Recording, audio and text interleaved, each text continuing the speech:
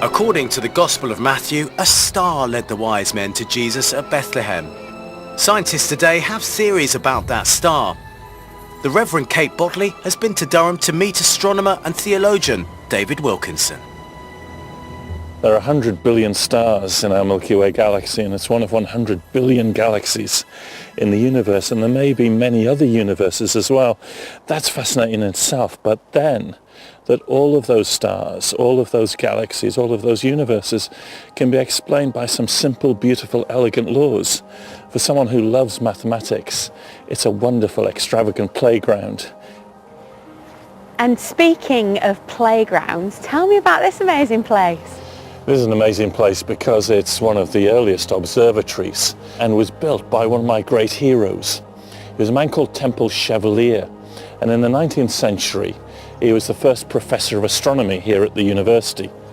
But he was also professor of Hebrew and professor of mathematics and a local vicar for over 30 years. They didn't have television those days, so his interest at night was to come up here and to observe.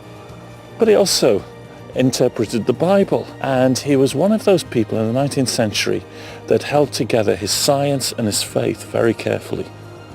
A bit of a hero of yours then? Yeah, because he used to look at the sky and used to go, wow, look at that. Not to prove God, but just to say, isn't the God who created that amazing? Temple Chevalier's passion for astronomy and faith has inspired David's work, which includes taking a scientific approach to scripture. So David, the million-dollar question, those magi and that star, what was the star?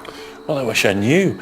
The trouble is that Matthew's a pretty good theologian and historian, but not the best of astronomers in the sense he doesn't give us enough data. He gives us little clues, and over the years there have been four main ways to think about it. One is that it was a comet and it moved across the sky, but the dating isn't quite right.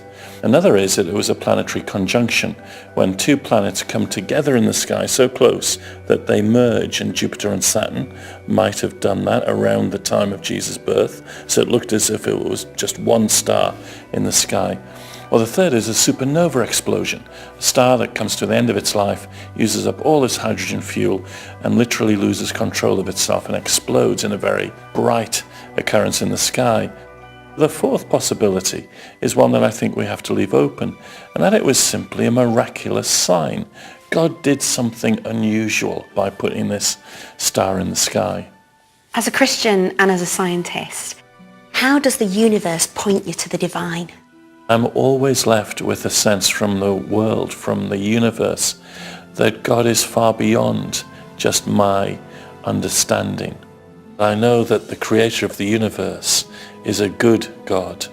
And as we've just celebrated Christmas and the heart of a God who is love, then it's the love that I see in Jesus that's the most important for me. And that makes me humble.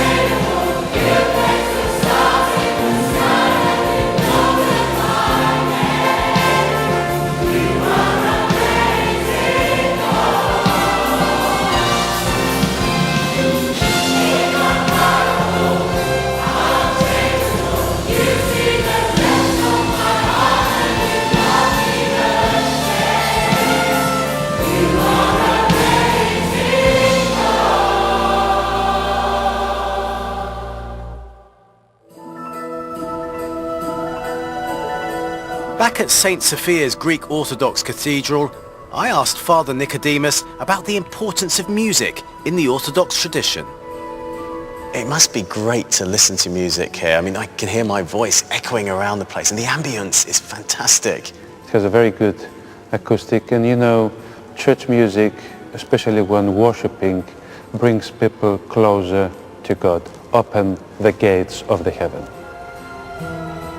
And our next piece of music is performed right here in the cathedral by singer-songwriter Katie Melua, who's been inspired by her Georgian Orthodox background. Nunc Dimittis, the fifth movement from the All-Night Vigil by Rachmaninoff, is considered one of the greatest musical achievements by the Christian Orthodox Church. And it really reminds me of this mythical notion I have of the frozen Russian forest. And this was an idea that my granddad kind of facilitated by telling us all these great adventure-filled tales of escaping from a Siberian labor camp when he was 18. Now, I'm not sure how truthful or not these stories are, but as a child growing up, the Russian forest just took on this mythical notion, especially at winter time.